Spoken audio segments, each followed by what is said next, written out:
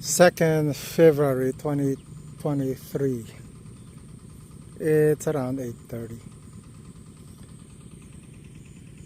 So the end of December, that's when it stopped raining. There's no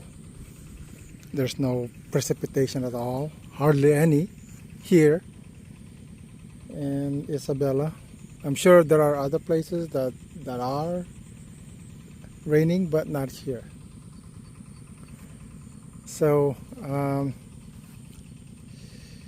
there's a lot of pumps all over the place, and these are the reasons why. Many reasons why, but mainly is the irrigation is mismanaged.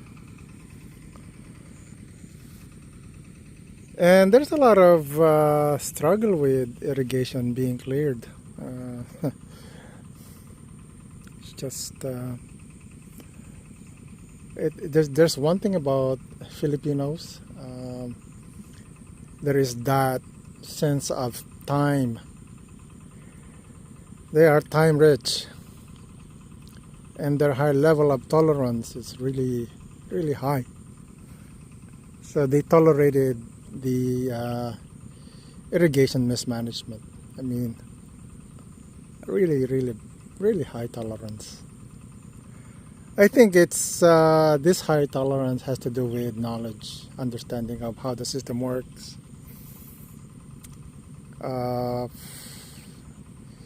The farmers will now go into that place of wait and see. In fact, when I was approaching and discussing the clearing of canals, they were very negative. Several farmers that I talked to, very negative. What will it do if we get involved? And that's sad, you know. It's hopeless. The thing is, they need to get involved. If somebody wants to do something or need to do something, the thing to do is do, not even try, but do get involved. You know, when I hear the word try to get involved, it's like whatever.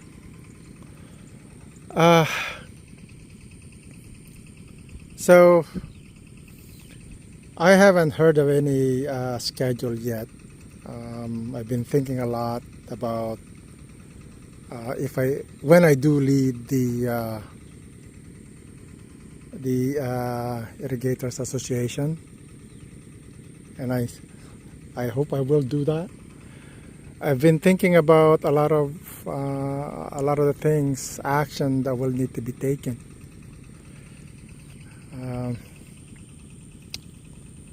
It's that bad. So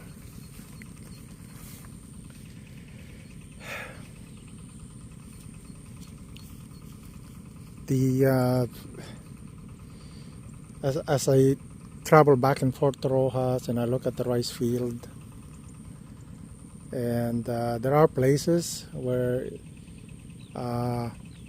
it's irrigated, and also talking to several people about what does it take to get water from a working irrigation to their rice field, because there are self-entitled farmers.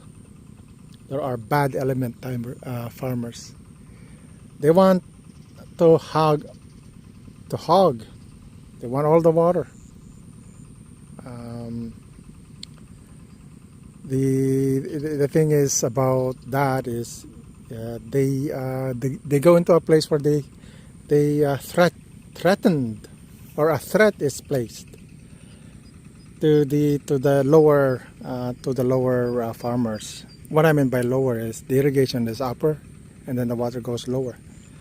So the farmers, the bad element farmers, will not allow the water to go down to the lower farmers. Yeah. And sometimes, they feel like, yeah, you can have the water. But the threat is there. Because there is a schedule. During the day, water is up there. They get to keep it. And at night, water is to flow downward, going east. And the procedure for getting the water from up there to down here is to clear the log jam. There's a lot of things stopping the flow of water up there, and so they put a lot of stoppage. The stoppage is to raise the level of water, so the water from the canal will flow naturally into the rice field. So a person at night wanting to have water here will have to go upstream to clear the log jam. And a lot of bad elements, farmers will stop that from happening. They want to keep all of the waters up there. They use threat. People from down here is threatened that if they do that, they will lose their lives or get hurt. So, like I mentioned before, in the late 1960s, one of my relative, one of his job is to make sure the water gets down here. So they murdered him. His body was never found. So in today's enlightened age, maybe, so I'm thinking about the details, the planning that will go into that to prevent that kind of thing happening, where people down here will be murdered just because they want to keep the water up there. And that's one of the other major reasons why these canals are mismanaged, is the threat of life. So just want to put it out there that if I do lead this group, my life will be threatened. But oh well, that's how it is. That's life. So if that's the case, what am I going to do about it? Can't stop.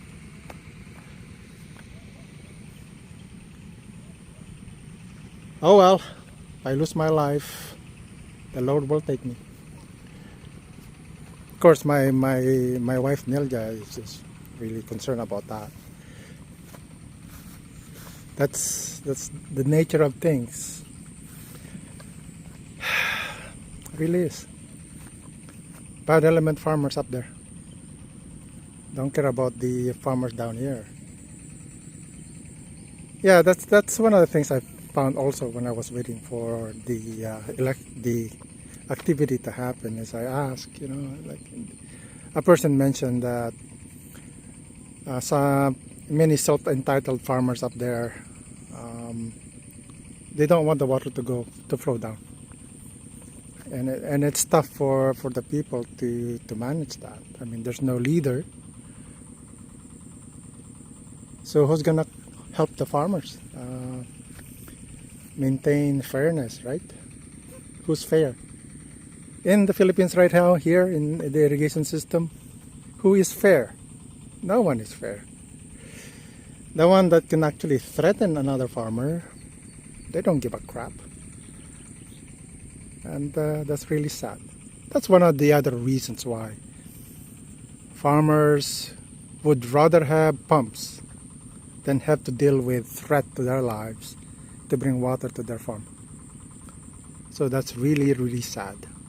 From last cropping, I learned something. Quite frankly, the quality of dirt is not good. The land is clay, thick clay. The nutrition within the clay is really not the best right now. So we use a lot of fertilizer to make the the rice increase in tellers. So what I have learned last cropping was to increase the density of rice or the yield. When transplanting with hybrid, you're supposed to use one teller and some appropriate distance. Now, that in practice or in practical terms, that's nice to know. But with this land with high clay and very low nutrition for rice, it doesn't work. I mean, even though I started to learn the planting rice recently, I mean, when I really started in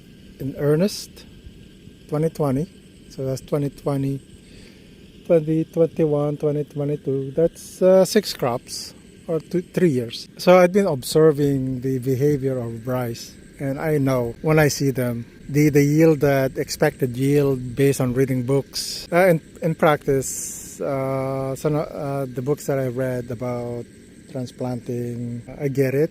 Somebody has to write the book based on their experience. In my experience, single teller, hybrid, a certain distance, a single teller will give you 30 tellers, for example. No, single tellers will give you 10 or less. So what I've noticed then is, well, because planting a single teller and also only see an increase of 10 tellers, the thing to do is when you're transplanting, this is what I'm saying based on my experience. Your experience varies. This is for people that have experienced the same. You know, they transplant one teller expecting to have 30. For those farmers that are planting a single teller and sees 30, then never mind what you're hearing from me. You know more than I do.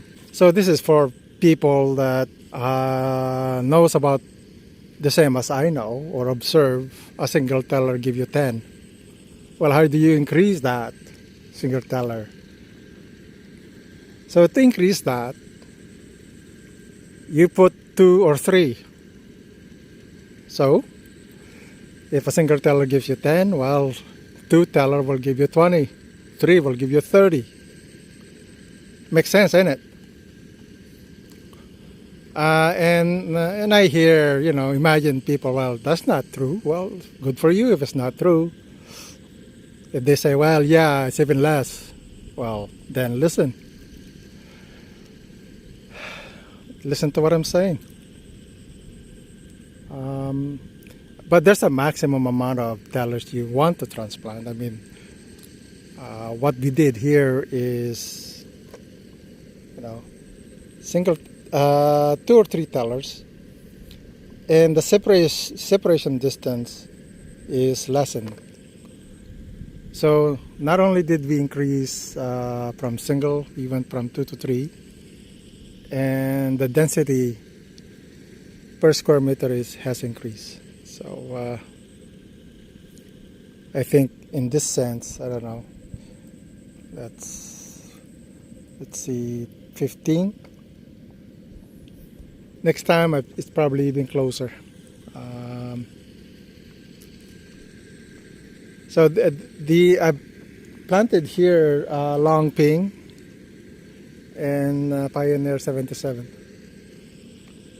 So we'll see the outcome when we do harvest soon. I think we're going to harvest here middle August. At this point, really, we do need the sun, but at the same time, we need water. So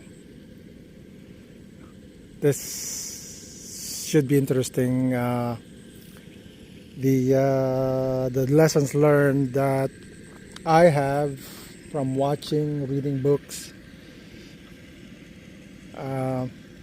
quite frankly, applying single teller a certain distance for hybrid here in this part of the land doesn't apply. For people that does apply, I'm happy for them. Good. For me and for others, that you gotta learn how to increase your yield, well, my lessons learned is increase the teller you're transplanting, decrease the distance between each one. That way you increase your density. And in theory, because this is new, and in theory, we should have a higher yield. And I should be able to say to people that's following this, we'll see, before middle March. That's the scheduled harvest. Be great if we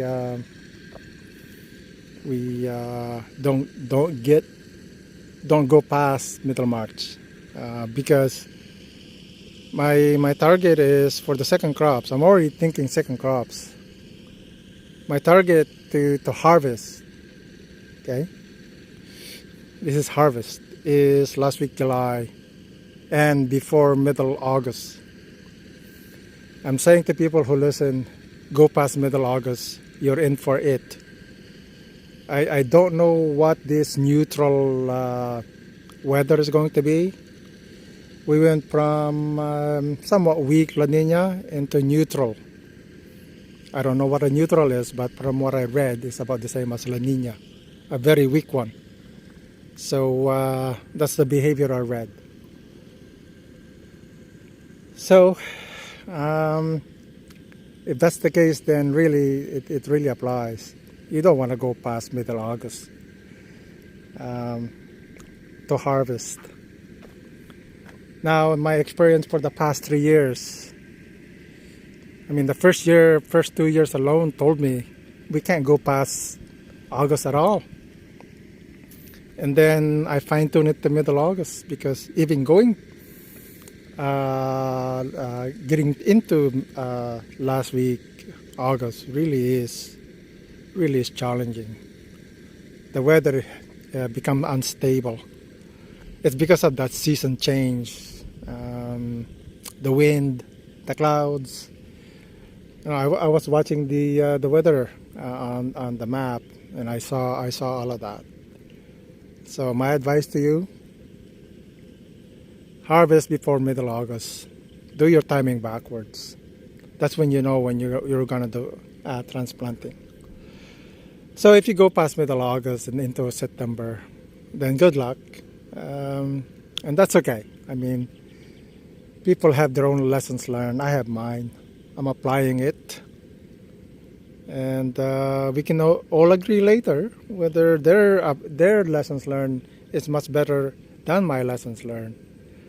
But however, there's always a but. However, my lessons learned for the past 3 years tells me going past middle August is a disaster.